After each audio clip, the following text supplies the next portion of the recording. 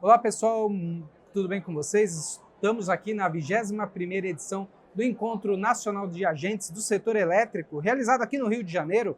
Estamos aqui hoje na inauguração do estúdio Canal Energia e com a ilustre presença do diretor da ANEEL, Ricardo Tilly, que vai conversar com a gente sobre alguns temas que estão rolando lá na ANEEL, alguns sobre relatoria dele, né? Então vamos começar aqui essa entrevista, a primeira entrevista do estúdio Canal Energia. Diretor, muito obrigado pela presença, por falar aqui com a gente do Canal Energia.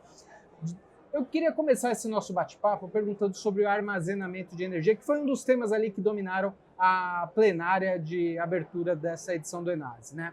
Inclusive porque esse tema está sob sua relatoria. Então, eu tenho algumas perguntas aqui. Existe alguma previsão de uma norma para armazenamento? Porque a gente tem visto diversas iniciativas falando sobre esse dispositivo. Tem aquele projeto da ISA-CETEP lá no registro aqui, lá em São Paulo, né?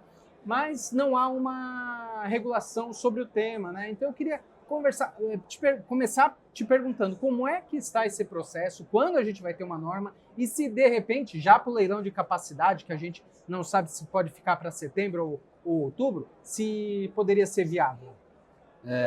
Bom dia, obrigado pelo convite, é um enorme prazer de estar aqui participando, sendo o primeiro a inaugurar o estúdio do Canal Energia aqui no Enase.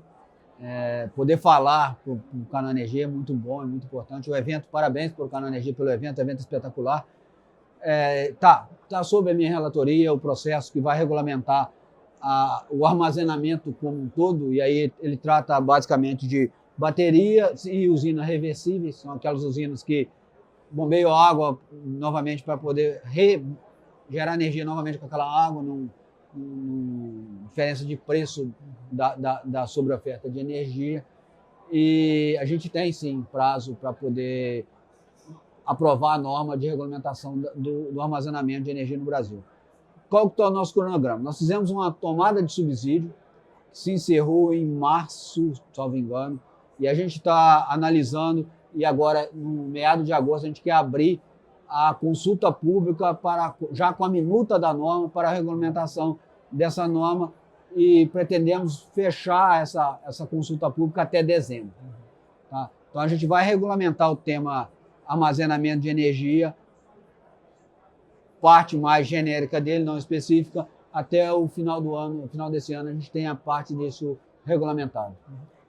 Vai precisar de uma segunda etapa ou não? É de uma fase única essa consulta? Não, eu entendo que essa consulta ela vai ter não só uma segunda etapa, mas ela vai continuar sendo regulamentada por um período ainda maior. Por quê? Com a primeira etapa, a gente viabiliza o desenvolvimento da tecnologia, até começa a ter uma expansão, e com o advento dessa tecnologia, que é nova ainda no Brasil, apesar de ser... alguns lugares do mundo já está desenvolvendo, mas ainda é muito incipiente, e com isso vem novas demandas, e aí a gente vai regulamentando aos poucos. Quanto mais específica a demanda, mais a gente vai regulamentando. Eu acredito que isso aí, a gente já tem programado até 3 fases da consulta pública, mas eu acho que isso vai perdurar na nossa agenda aí para pelo menos 25 e 26. A gente está discutindo isso de forma contínua e evolutiva. 25 e 26, quer dizer, deve entrar nos próximos 2 anos. Estou falando, nossa agenda ela é bianual, então ela está na nossa pauta de 25 e 26, a gente continuar discutindo esse tema. Certo. E, bom, para leilão de capacidade, então, não deve ser viabilizar, porque se fala muito, tem lados do setor elétrico que defendem o uso, porque viabilizaria as renováveis no leilão de capacidade, por ter a possibilidade de despachar essa energia no momento que seria necessário, que é basicamente esse é um dos pontos importantes aí do leilão de capacidade, né? Você fornecer energia. Então, para esse leilão, não é possível, ou seria possível? Assim, vamos dividir as coisas assim, temos que dividir um pouco as coisas. O leilão, ele vai desenhar alguns produtos que têm que ser atendidos. Hoje, a nossa norma já permite que tenha, por exemplo, uma usina híbrida. O que é uma usina híbrida? Uma usina com 2 fontes de injeção de potência na rede. Então, efetivamente, se uma usina solar, ou eólica, ou térmica, ou hídrica, entender que quer participar do leilão usando o armazenamento como uma segunda fonte, existe uma regulamentação para que essa usina participe do leilão. Ela cadastra o processo, existe a norma, existe todo o procedimento que como ser tratada a usina híbrida. Entendo também que uma usina sendo apenas de bateria, se tivesse um produto que ela pudesse atender com bateria, aí haveria um impedimento, porque hoje nós não temos uma norma específica para uma usina específica de armazenamento. Então, assim, entendo que norma para usina híbrida existe. Se o produto atender, se as características daquela planta atender o produto pedido pelo leilão, tendo muito razoável que ela possa participar do certame. Entendi. Quer dizer, independe de ter essa norma ou não, se vier do Ministério esse comando de ter um leilão com esse produto específico, é capaz.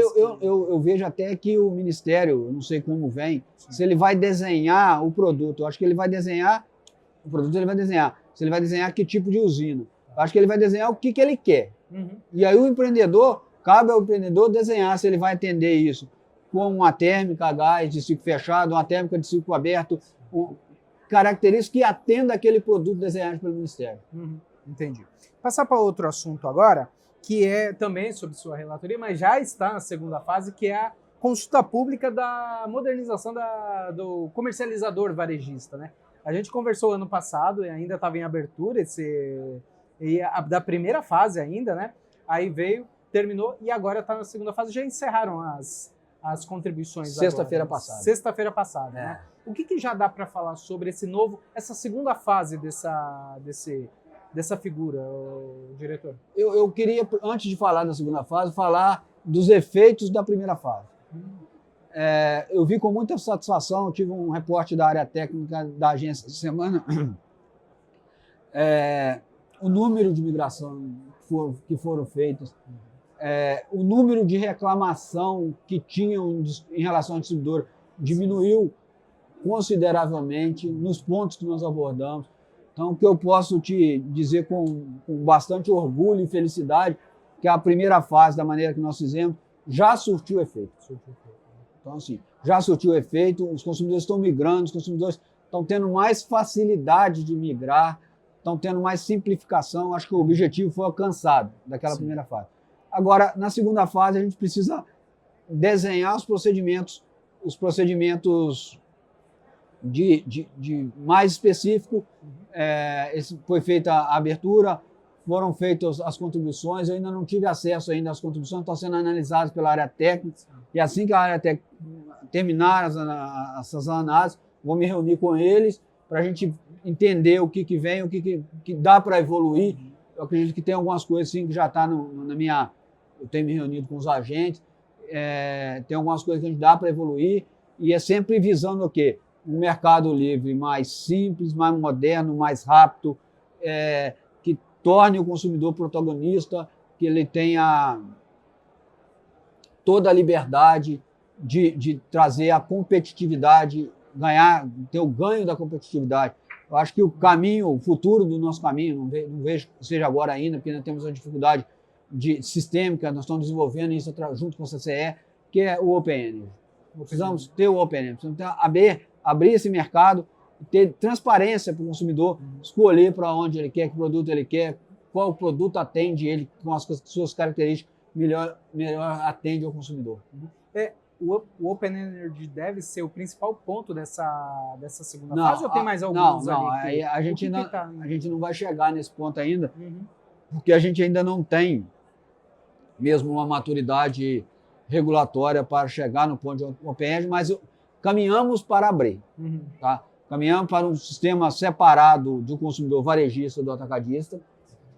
A CCE está terminando o processo dela de procedimento, vamos homologar os procedimentos de comercialização nessa fase, para quê? Que tenha um processo simplificado mais separado. Ainda não temos a capacidade de executar o Open Energy como um todo. Acho que é um caminho que ele vai sendo percorrido ao longo do tempo, e vamos chegar lá E como eu manifestei mais cedo ali, eu acho que preparar o caminho para abrir o Grupo B.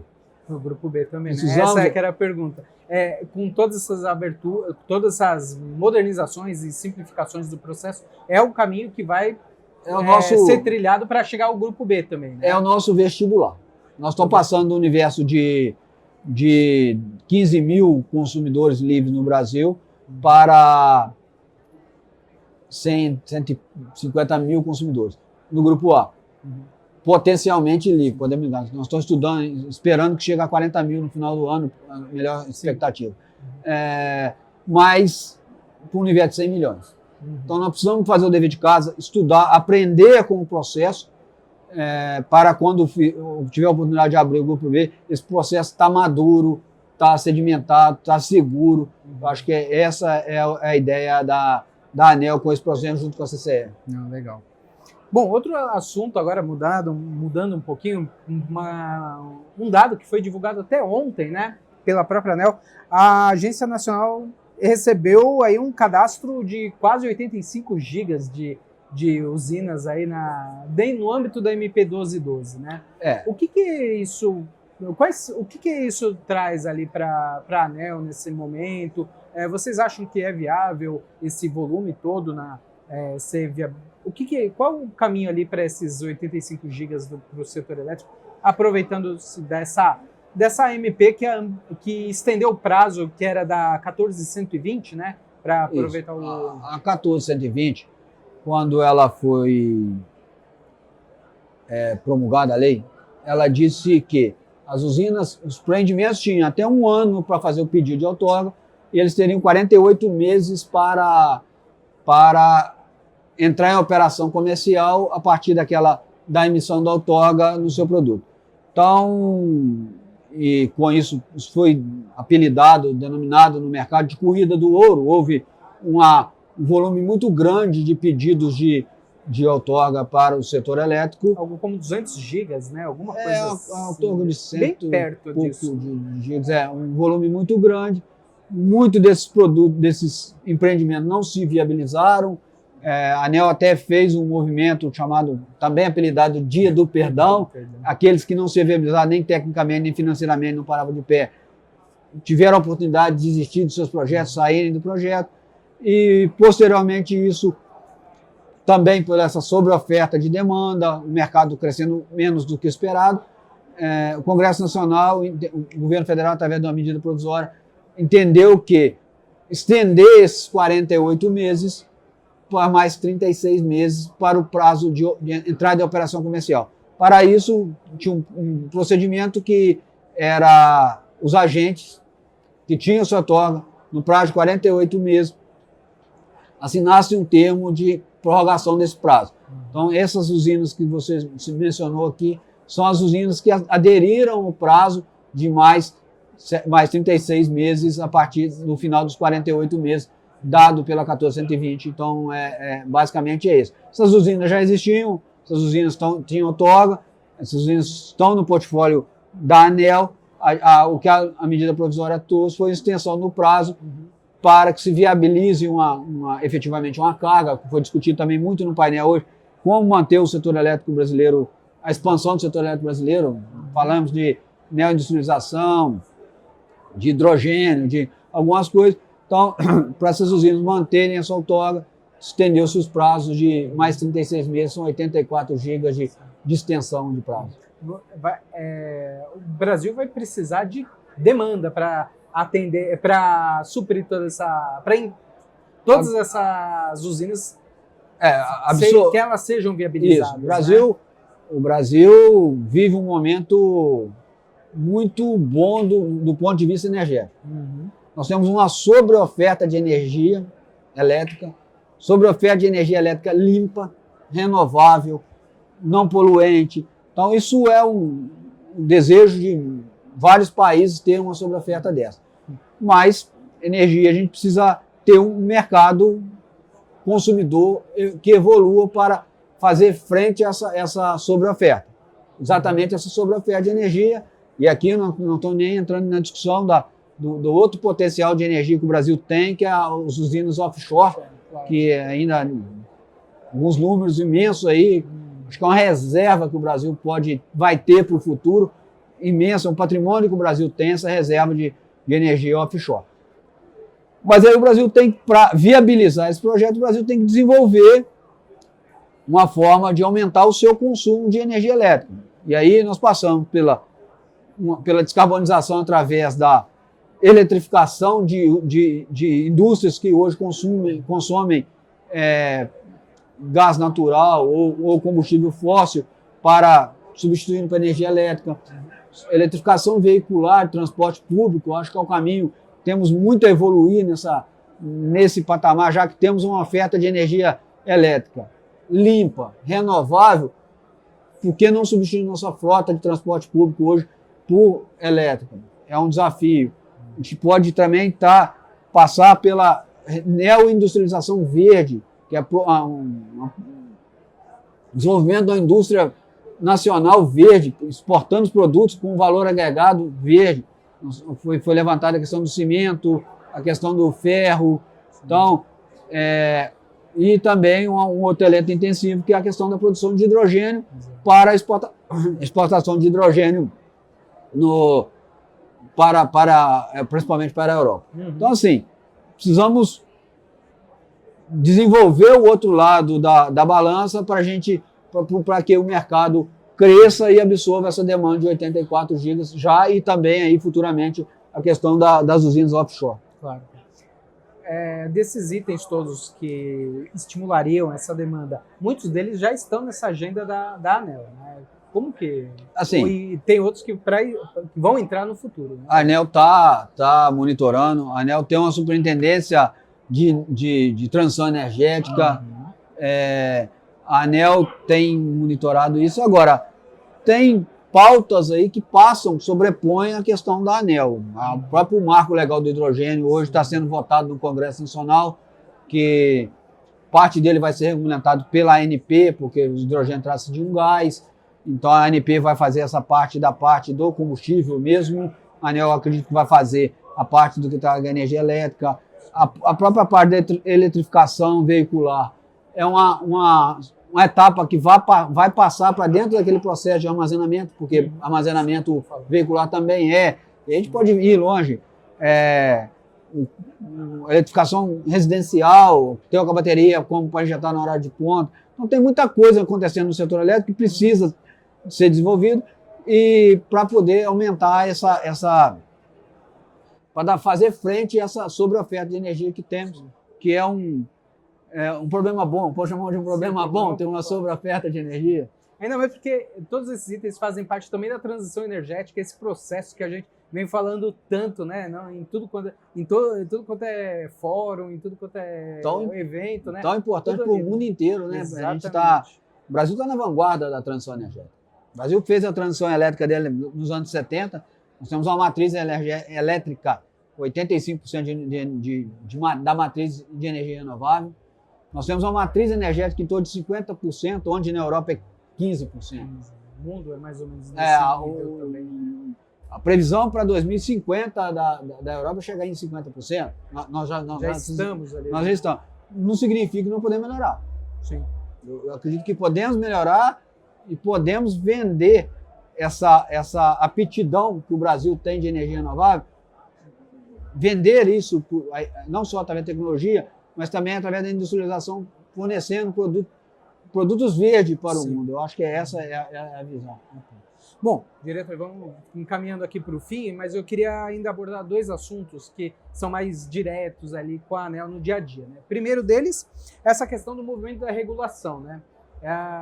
Isso que a gente tem visto aí bastante manifestações e tal. Já houve algum atraso de trâmites dentro da ANEEL? Como que está esse movimento de regulação dentro da ANEEL? Isso tem atrapalhado os trabalhos da agência ou não? Está tudo correndo direito? É um tema bem importante que acho que alcança o setor elétrico como um todo, claro, né? Eu acho que o movimento da valorização da regulação, ele não é só da ANEEL, são de 11 agências reguladoras federais. Então, assim, tentando explicar aqui de maneira muito simples, existe uma carreira de especialista em regulação e uma carreira do ciclo público do governo federal.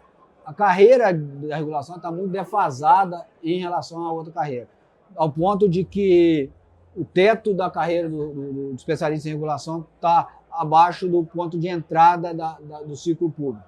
Então, tem acontecido um movimento de migração dos servidores fazendo outro concurso para outras carreiras do serviço público. Naturalmente, como é notório, os servidores da ANEEL são altamente qualificados, são pessoas extremamente treinadas, a ANEEL está perdendo mão de obra. Uhum.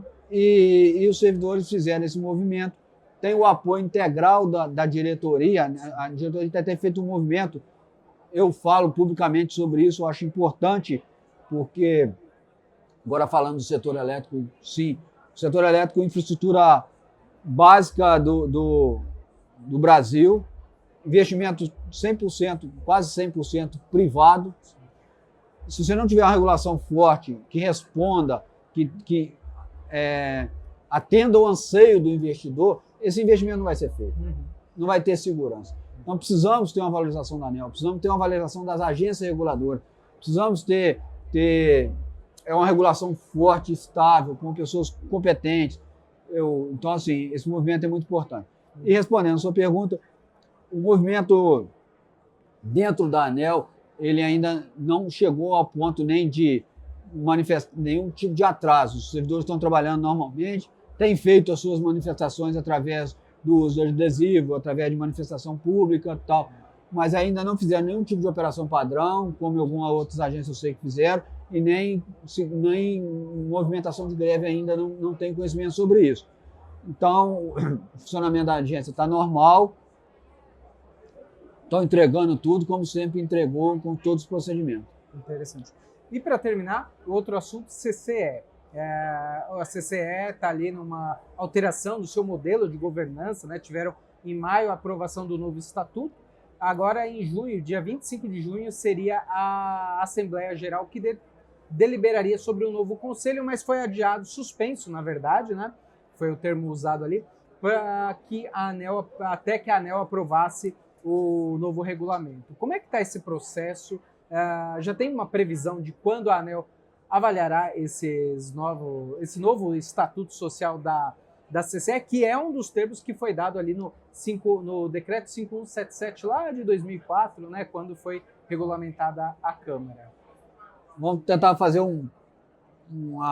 voltar um pouquinho. Então, teve o decreto, quando foi regulamentado. Agora, em dezembro, houve um outro decreto, que eu não me lembro o número aqui, me perdoe, fazendo algumas alterações no decreto anterior, mudando a governança, criando um conselho Existia um conselho de administração que tinha uma função executiva, separando efetivamente o conselho de administração da diretoria executiva.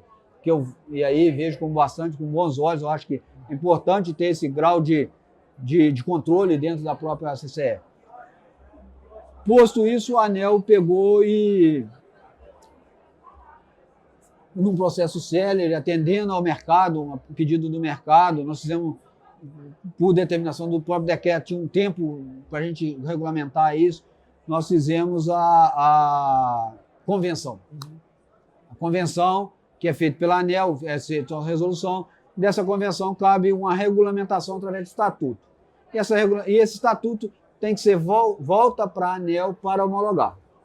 Então, o processo foi feita a aprovação da convenção, só me engano, em abril, e o processo foi para a CCE, ela, em Assembleia Geral lá, aprovou o estatuto, que voltou para a ANEEL.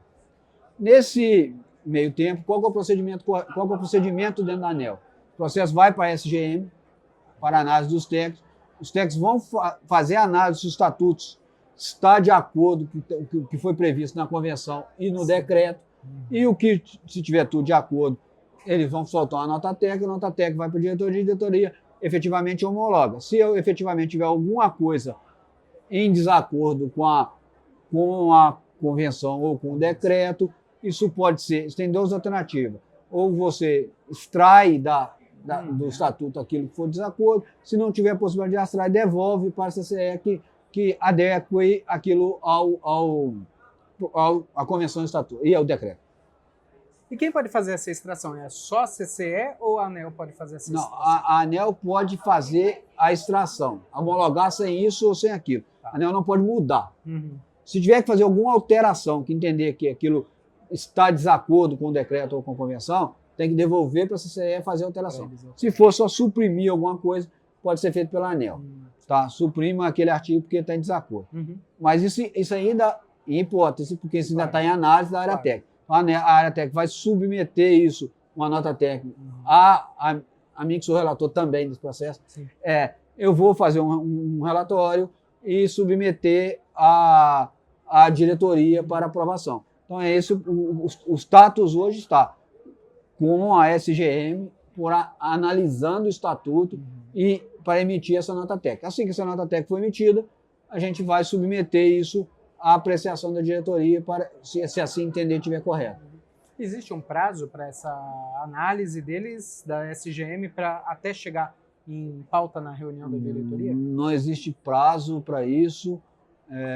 A gente tem cobrado celeridade e a área técnica tem nos atendido desde o início desse processo. Nós fizemos consulta pública rápida, o tempo de análise dele foi extremamente arrojado, e aí deixar aqui registrado em público agradecimento a toda a SGM pelo esforço que tem sido feito para tornar o processo mais sério possível. Então, acredito que eles estão analisando e que devem subir isso rapidamente. Mas prazo mesmo é arriscado dizer? Não tenho essa... se dependesse de mim, se o processo já estivesse da minha mão, eu poderia falar, do programa para tal. Mas um processo que ainda depende de uma análise, de uma superintendência, e aí respeitar a autonomia e a liberdade da superintendência. Certo. Então, quer dizer, essa suspensão da CCE foi bem vista por vocês, justamente porque existe essa possibilidade, é melhor se precaver e não já eleger o conselho, porque ainda esse estatuto precisa dessa... faz parte do rito legal, né? Assim, eu fiz uma manifestação pública sobre isso com a imprensa, já tinha falado sobre isso. Não existiu impedimento para a CCE fazer a eleição dos conselheiros no dia 25. Zero impedimento. Mas, pelo princípio da precaução, entendi e fiz essa manifestação, que deveria esperar a ANEEL homologar o estatuto. Porque você, pensando aqui, fazer uma eleição baseada no estatuto que não foi homologado, qualquer alteração que eu fizer, que a ANEEL entender que possa ser feita nesse estatuto, pode gerar nulidade dessa eleição. Então, assim, os princípios da precaução, eu vi com bons olhos a suspensão desse processo até ter a homologação correta do estatuto. Posso até estar sendo precavido demais. Por hipótese, a ANEEL aprova do jeito que está lá. A eleição estava válida. Sim. Mas se não aprovar, tem que fazer de novo, criar uma expectativa, elege uma pessoa, tem um desgaste que eu acho que possa ser dispensado, espero um pouco, não tem, eu acho que não vai demorar, eu acredito que isso seja um processo sério, igual foi o processo todo, a ANEEL tem uma resposta, um tempo de resposta muito rápida para tudo, esperar um pouco mais, eu acho que não vai comprometer, não vai afetar o mercado como um todo, e o mercado tem sinalizado com bons olhos, conversei com algumas pessoas do mercado hoje, tem visto com bons olhos a precaução de fazer o processo seguro. Legal. Perfeito, diretor. Muito obrigado pela sua presença, por inaugurarmos aqui o estúdio Canal Energia aqui na 21ª edição do ENASE. Muito obrigado, Ricardo Tilly, diretor da Agência Nacional de Energia Elétrica. Até a próxima.